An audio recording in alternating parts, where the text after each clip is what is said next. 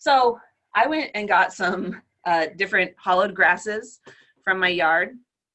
I'm going to cut everything into 6-inch tubes. Those 6 inches is key. You can have it as short as 4 inches, so anywhere between 4 and 6 inches is fine. However, if you make them 4 inches long, you will have male brood, and you can make it so that you end up having like a single sex population, which obviously is not productive. So you want to make sure that at least a majority of your things are 6 inches long. So here's my tube. It is not hollow as of yet, but I'm going to use this little drill bit and I'm going to hollow it out in order to make it so that they can actually build a little house in it.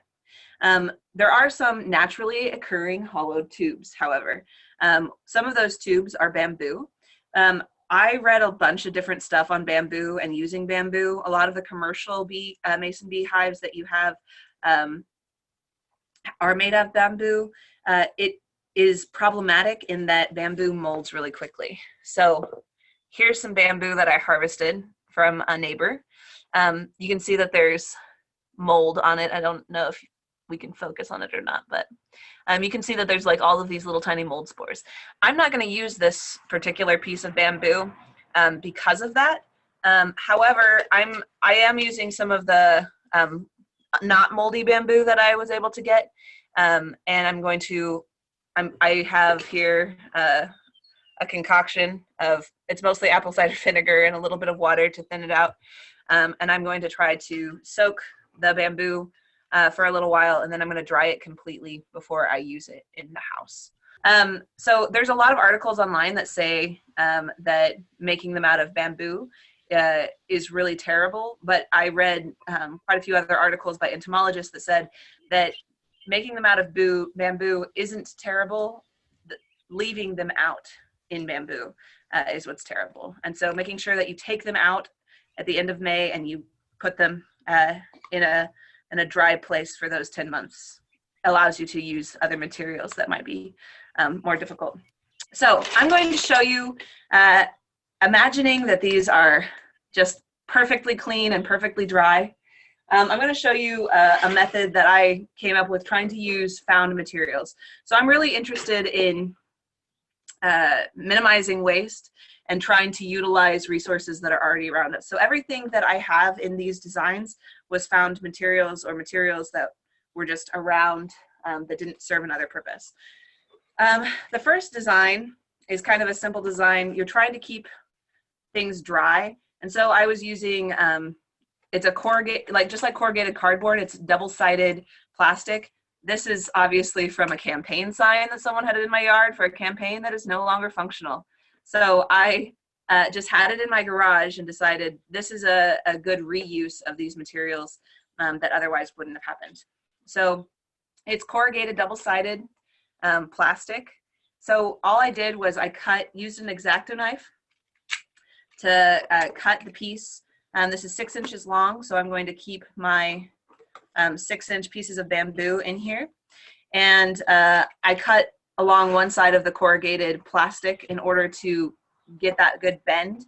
And then it should shed water really well. I'm also going to poke a few holes in the bottom to make sure that if water does get in there, it doesn't stay in there. It has a way to escape. Okay. Water and mold are really the biggest things that you need to worry about with a mason bee house, making sure that you're not contaminating the larva.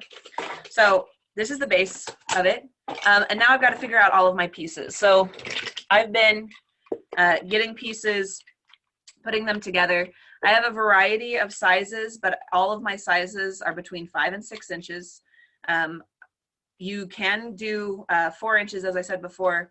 Anywhere between 4 and 6 will work for brood, but if you have all 4-inch pieces, you're going to end up having just male brood. So I collected quite a lot from the neighbor. And so one of the ways that people often do to hold these together is they get them all straight so that you have this shape. and just you use a rubber band to keep them together. So to keep that tight little bundle so that they're not falling apart. Something that it says is really beneficial for a lot of these is to put them, to burn the ends to make sure that there are smooth flat ends that they can find. And also, since you're going to be putting this on the south side of a structure, you're going to, it will be warmer in the spring if you burn those ends, because that black side is gonna have thermal. It's going to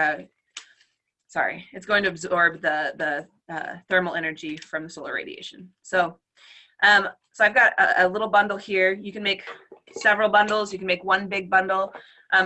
There's quite a few designs that just have bundles hanging from trees. I decided to have this plastic around it in order to try to minimize the contamination from water. So I'm going to do a few different bundles and put them all in here. And then in the spaces in between, I'm going to use some different grasses. Having a variety of sizes can be really beneficial because there's a lot of different bees, and you don't necessarily know what you're going to have. Commercial bee, mason bee houses often have too many sizes of holes. So three different sizes of holes is probably plenty. Most mason bees are solitary bees, so you don't want to attract a huge number. One of the things I learned about when I was researching the design of these is that a lot of times the mason bee houses are just too big and have too many species, and that can be a deterrent for them actually being productive. So I would only have a few sizes of holes, and I wouldn't make your mason bee house too big, if that makes sense. This is my little mason bee house. It should shed water pretty well. I'm going to put it on the south side of the building in order to make sure that it is getting good sun in the early spring, but also that it's just nice and warm. I'm going to put it in a sheltered location so that it doesn't blow in the wind. Another thing with mason bee houses is a lot of times you can get the ones that go in trees. And while they're beautiful, that's not necessarily the best environment for the bee in those hanging, swinging, unsheltered places. So I'm going to put it on the south side. I'm going to put it right under an eave. I'm going to put it, putting it out in your garden on the south side of the house if you have a pretty good structure for your mason bee house is a great idea. So this is, I'm going to fill in a little bit more, probably make one more bundle to put up here, and then I'll fill in the blank spaces with grass.